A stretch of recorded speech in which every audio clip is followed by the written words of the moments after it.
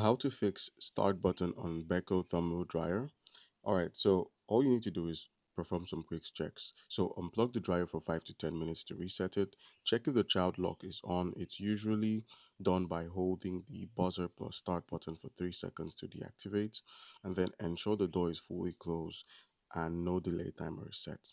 Then gently try pressing the button again. Now, if that doesn't work, you would have to replace the light guide panel. The usual culprit is actually this panel. So unplug the dryer and remove the top lid.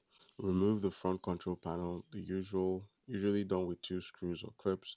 Locate the light guide behind the start or pause button.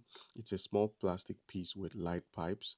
Remove the old, which is often broken or loose, light guide and then fit in a new one and then reassemble and test. Now, if this continues, you may have to reach out to Beko support to get it fixed.